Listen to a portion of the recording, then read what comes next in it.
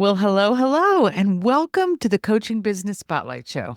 I'm your host, Kat Connect, and on every episode, my intention is to bring you tips, tricks, techniques, ways of thinking, doing, being that will help support you and your coaching business to grow and thrive. That's what we're here for. And on today's show, I have as my special guest, occasionally, I have my husband and business partner, Curtis, come on to help talk about a topic that I'm very passionate about today. And the topic is the 4 stages of a coaching business.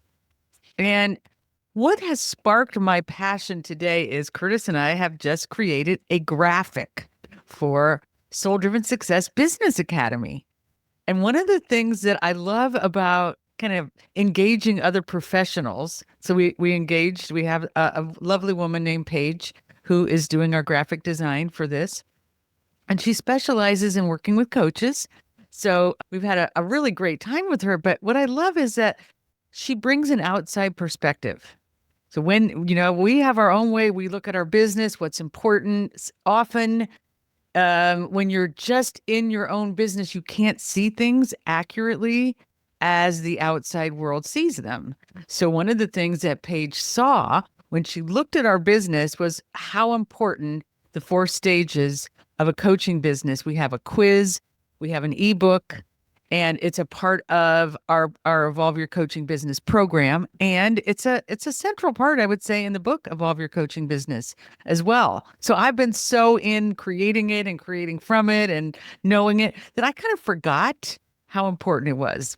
So I appreciate that Paige brought that to our attention. Today, I want to talk with you and share some of what those 4 stages are.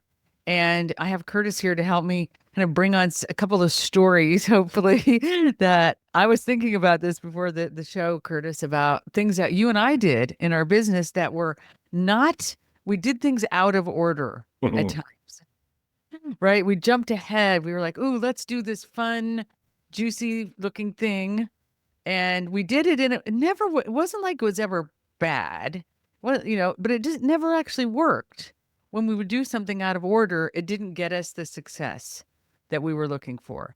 And I think part of the danger, I would say, maybe that's not the right word, but maybe you can think of a better word, is that when that happens, it cuts at the confidence. It starts to feel like, why is this not working for me? It seems like such a great idea, but yeah, when I did it, nothing happened. I didn't get the clients or, the attention that I was looking for. Any thoughts on that? Oh gosh. A lot of thoughts, right? Well, Do you have anything in mind when you think about that? I'm listening to you talk and remembering the moment before I learned about the 4 stages of a coaching business, and then how I've thought about coaching businesses ever since.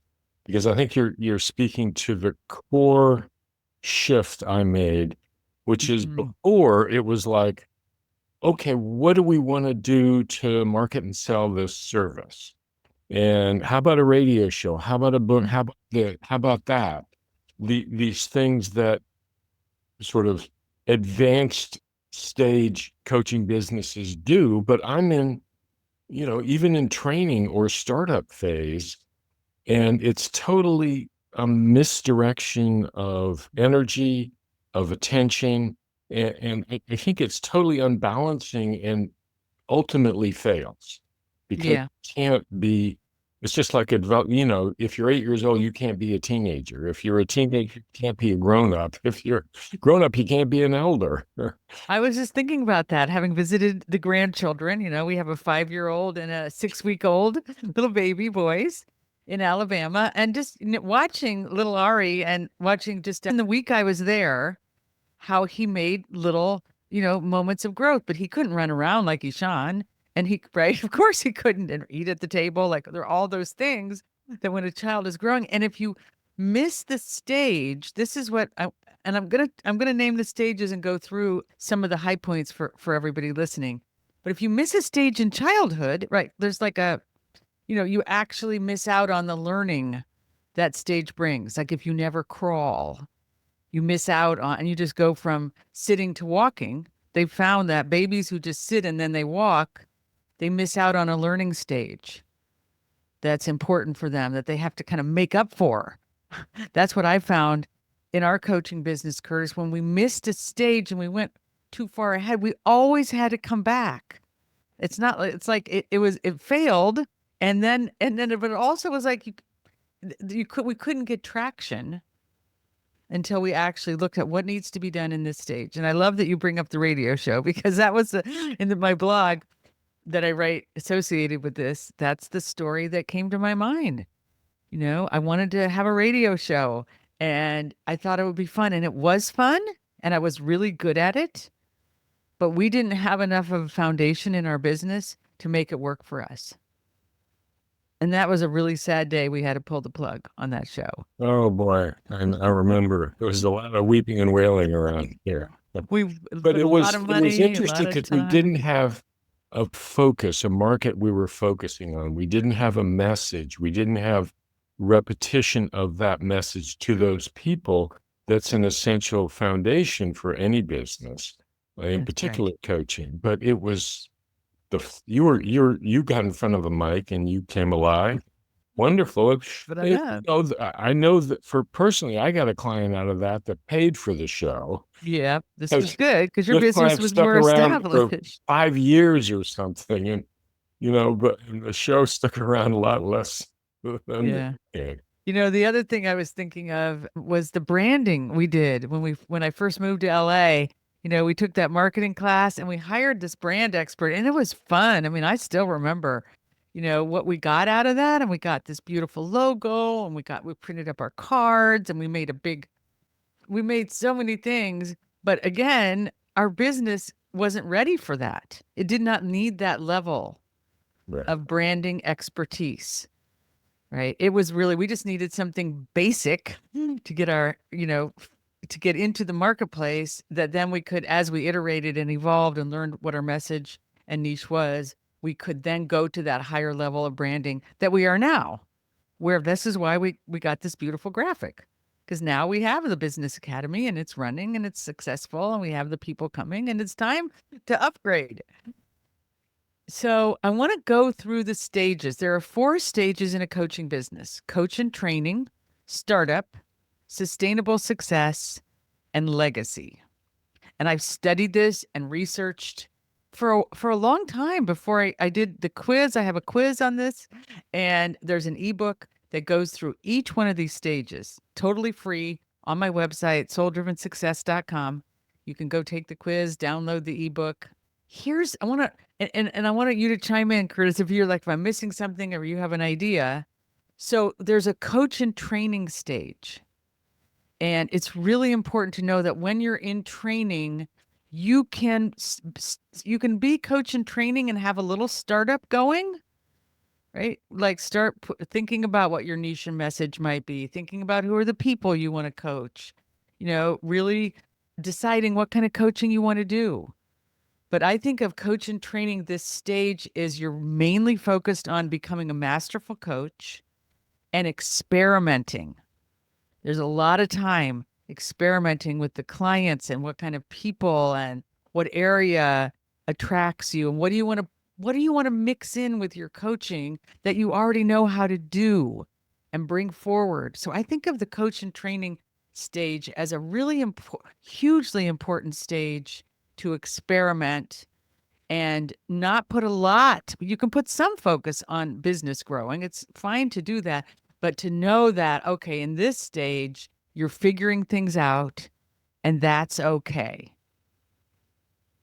And I love that you're in, you can try things out. You can play with this, play with that. Your main focus, I think, is learning coaching skills, learning how to, the stance you want to take or stances you want to take as a coach, expanding your range to, really learning how to shift away from focusing on the problem to focusing on who's this person and what's in their heart. And, and that's a very different thing than focusing on the business.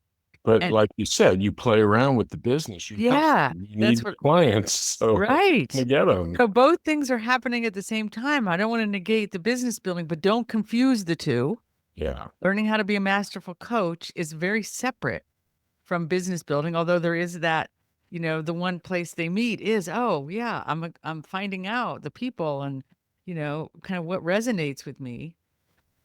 And I'm remembering, some of the things I did when I was first starting out. Like I had a book club. I had a free low cost workshop, or like I charged $20. I also like giving coaches permission in coaching training to be learning and not having to think, oh, I have to make money at this right now. It's about you can start putting in the foundational pieces when you're coaching training. But I think that you don't want to think, okay, I'm in training and I have to make money at it at the same time. You really want to have your finances set up while you're in training with money coming in from another place so you can have that time to experiment and learn and have a mentor coach and find out some of the basics about business and what you might want to specialize in. Yeah, if your finances aren't set up, you're going to be desperate to make money from coaching, and it's going to really narrow your focus, create urgency, and all kinds of sort of the opposite of attraction, repulsion energy. Yeah, dissonance, very dissonant. Dissonance. Yeah. Yeah. Yeah. And then again, it leads to feeling of failure and hopelessness. And I don't think I can do this. And why am I no good? Because in training, you get very inspired about, you'll find out, is this what I really want to do? And many coaches find out, yes, it is. And so that's great. Like get that enthusiasm and passion. And again, give yourself time to experiment, find your way. I always suggest, getting a mentor, getting a coach, take some kind of a program or course to kind of go, oh yeah, let's find out a little bit more about how I want my business to be. And then when you're done with the training, this is what I just had a consultation yesterday with a woman who is in the certification program at the Coactive Institute, Training Institute. And she asked me about this, like, when is the ideal time to go into the business? She was looking at our business program. I said, you can come into the business program before certification, during certification, after. There isn't like an ideal time, but what you want to ensure is that when you are done with certification and you want to make this your career, that you take the time and spend the money and to actually use the money and time you spent to become certified to make a career out of it. And really start looking at things like what my niche might be. Maybe I put up a real basic website. Think about what a startup does. Right. Yeah. As you're going into that transition, you start thinking, okay, some people do the startup before coach and training. I've worked with those people, and that's fine too. Right. But it's still much more experimental and as you're going through the training. Once you're done with your training, the next stage is startup. And in my experience personally, and with, our academy, this is the most essential stage of all. This is where rubber hits the road. It's challenging because you're going to be in the unknown. It's that conscious incompetence. And there's usually a little bit of a letdown because you've feeling good as a coach and it's what you want to do and you want to get right at it. You want to have 15 clients coming in the door and coaching them day after day. But first you need to do some of the business building steps to make that happen. As they're coming in the door, you can do some marketing right away, right out of the gate. Many coaches do. But I have this fact right up in front of me that according to research by the ICF, the International Coach Federation, this stage of startup can take up to 3 years to complete. And most coaches fail in startup mode because they don't do the foundational work of building a business or a career. Ooh. Ouch. That's sad. There's some statistic too about how many coaches fail in this stage. Well, it's also, if you look at small business across the board, the first 2 to 3 years are the make or break time and coaching is no different. Yep. So you got to be willing to put in what blood, sweat, and tears. You got to be The work, willing the to be money. uncomfortable. What's that? Oh, you Comfortable. have anything really important. It's going to make you uncomfortable. Everything that you really want Ah, is on the other side of your comfort zone. Everything you really, really want. Darn. So in this stage, you find your niche or your niche, whatever you want to call that. I call it a niche. You do some research, you get clear on what your message is, you get a marketing plan, you learn about what are the ways that you are good at marketing and you do them. And that's the combination. You know how you're going to do your sample sessions and your consultations. You have a at least a basic website. You do networking, right? Again, these are some real basic things. You nurture a referral base. You want to put and I've just named about what, 6 or 7 things that take each one of those takes time. It takes time to discover and unfold and really get clear. This is my niche. Oh, this is the message I want to bring to those people. There are things that need to get set up. Each one takes time and effort. But I put this a lot in the blog. I wrote about this. But if you do that, when you do it, then you'll have traction. Then you'll know, oh, this is how much I can charge now. And this is how much I'll charge 6 months from now. And this is the easiest way for me to reach people. This is what people respond to. You'll know, you'll start making money. That always feels good in this stage. But this is why there's this paradox, because you and I know a lot of the people in our program are in startup mode. And so in startup mode, you're not making the full amount of money, but you actually need to spend money on learning our program or somebody else's and on some of the other elements that need to be in place. So you have to be willing to invest in your business as other people in other professions invest in their business when it's in startup mode. I think the other thing that's happening parallel to the marketing message and sales is the logistics of sometimes people get caught up in what should I do an LLC or have this or what kind of legal structure or but that can be simplified too at the startup phase. The main thing I would say is separate your money for personal and business and keep the business in business and get clean and clear with the tax people. And then, the basic marketing and sales. And don't get caught up in fancy software like we have many times, which is ask yourself before you do, what do I want this software to accomplish? And what's the simplest, cheapest way to do that? Things like that with the logistics are really important not to get sort of in the rabbit hole. It's such a great piece of advice. And again, ooh, ouch, ooh, ouch. The money and time, that we've spent because somebody came into our, awareness. Oh my gosh, they can build us a really great website and it's going to, like somehow it's going to save us or do all the work for us, as opposed to, we need to get a good enough website up that we're proud of, but doesn't have to have all the bells and whistles yet. And we don't have to have all the software running to take people's money. You just have to have basics and just do it step by step. There's a real step by step process. But I love what you say, separate your money. Oh my gosh, big tip in startup. This is the money that's coming in from my business. This is how much I can pay myself from that money, if any. This is how much I put back into the business. This is how much I'm investing in my business. So many people take personal money and invest it in their business. Again, just like people do with any business, they borrow money, they use a credit card to pay for things. Be really mindful that you're investing in your business so that over time you can have a sustainable business and career. And it's really worthwhile in the long haul. But yeah, it's that step by step, little increments of progress, but just keep going, because here's the next stage. So there's coach and training we've covered. Startup, which takes 2 to 3 years, according to ICF.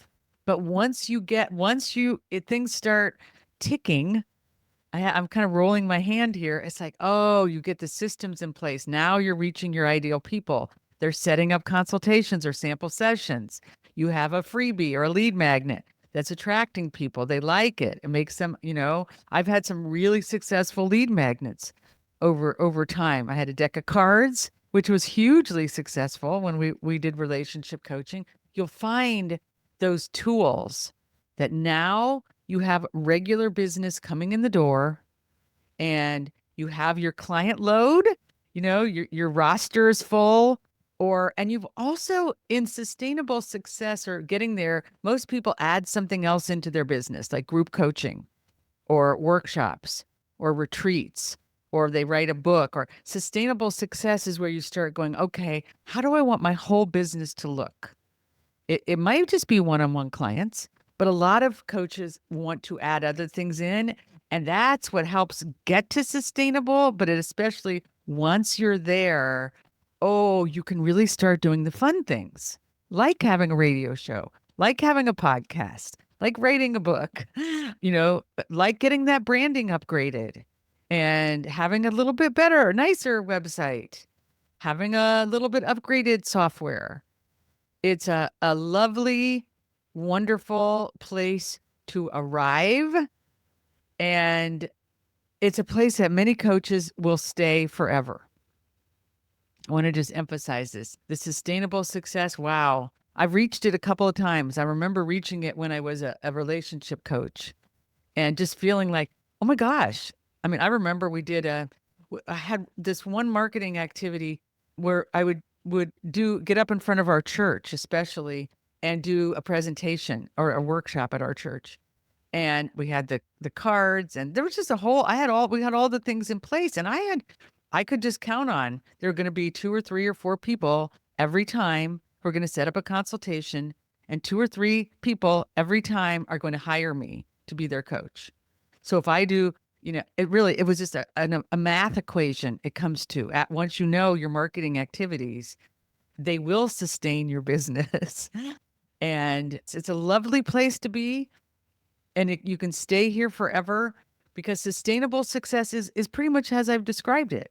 It's individual coaching, group coaching. Maybe you'll have an online program or course, workshops. You might want to work for an organization like I do, kind of really forming this is the way I'm going to have income and I can count on it, right? I can count on this income. I can actually say, this is how much money I'm going to be earning to put in my own bank account to pay my bills this month. And I know I'm going to have that money, and I'm going to have that money next month and the month after that and the month after that. So the final stage I call legacy, because I feel like there is a stage in business where it's not, and this is, again, you don't want to skip the other stages because some coaches want to go right to legacy, because legacy is where you're more focused on that bigger picture, that vision. What am I doing for the world? And again, maybe you want to be more prominent on social media. You want to have that book on Amazon. You want to have your podcast broadcast to thousands of people. You might have that bigger view of the message that you want to bring and who you want to bring it to. It takes something very different to get into the legacy stage. And you have to really want it, or it needs to be a natural fit for you. I had another client I was working with last week, and she was telling me she has no interest in the legacy stage at all. She doesn't want to be a star. She's not interested in social media attention. She's just really, really going to be happy to have her own business, making money, doing something that she loves. And here's another thing I want to say about legacy stage. You don't have to have that level of recognition to be successful. So to me, that's an important piece to look at. If you want that legacy stage experience, you want to make sure that you put all the other pieces in place first, and you don't put your time and attention on those legacy stage elements. 1, before you built the foundational pieces, and 2, if it's not really, your goal, if you think, oh, I'm supposed to be a big social media, have thousands of followers and have people paying attention to, have, what are 10,000 people on my mailing list. All those things can be fun if that's what you want, but they aren't necessary. They actually are not at all necessary to have a fulfilling coaching career. And I think of legacy in two ways. One is scalable, big. There's something big. The other thing I think of is in terms of you've created a structure that can continue without you. Right. It's a business. You could sell the business, like the Coactive Training Institute. The founder sold the business, and it continues on without them. That's their legacy. Mm-hmm. So there's these two things. Then I think of someone like Tony Robbins, whose personality is the legacy. He will be the firewalk coach guy. Mm. So there's a lot of different kinds of legacies that, but I always think of it as some structure lives beyond me, either a reputation or a business structure or some combination of both. And Yeah.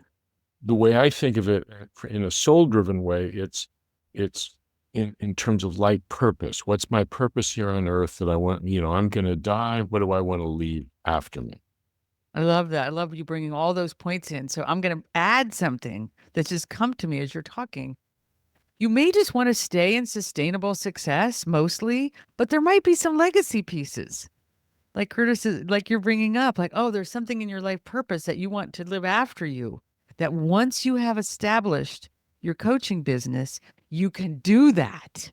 I mean, that's for me is writing my books, or, that's my passion. What I hope lives on. There are ways you can be creative and you can do things. I'm getting choked up. Like, again, as I said in the beginning of the legacy stage, that have nothing to do with money. Yeah. You can do things just for the sake of having fun with it or doing some good in the world, getting up in front of groups of people you want to have impact, or helping nonprofits, or helping, segments of society. You brought up the Coactive Training Institute. I remember when they went into prisons, that was also part of their legacy, was wanting to bring coaching to populations that wouldn't normally have access to it. So as you're thinking of growing your coaching business, I'm going to go back through the stages and kind of, put it in a little story form as we wrap up here. Wherever you are, right? When you're a coach in training, you're passionate about helping people and serving. That's great. Hold on to that, right? Because that will sustain you. This is a part I want to make sure everybody gets in this show today. There's also how you grow as a coach in training. And then when you're in startup, oh my gosh, the growth is exponential because you're going to be vulnerable, out of your comfort zone. You're going to be accessing your own truth and sharing your stories and being rejected and being accepted. And it's a very, very vulnerable, and it will grow you, and it will guarantee, if you do the startup stage well, that you have a sustainable success as a coach career, so you can keep doing all that good, that you love about coach and training, and you will have an income that supports you, which I just think is a fabulous combination. And then there are the legacy pieces, where you might want to have something that runs on its own, or that you can sell, or that you can actually be a star in front of people and shining your light, or imparting a really, really important message. So it's worthwhile. I hope, as I've gone through these stages, that those of you listening to this show, that what you're doing right now is worthwhile. Mhm. Keep on going. And I just encourage you to do it step by step, to take a look at those stages when you feel like, oh my gosh, I'm not doing it right. You might not be doing it right.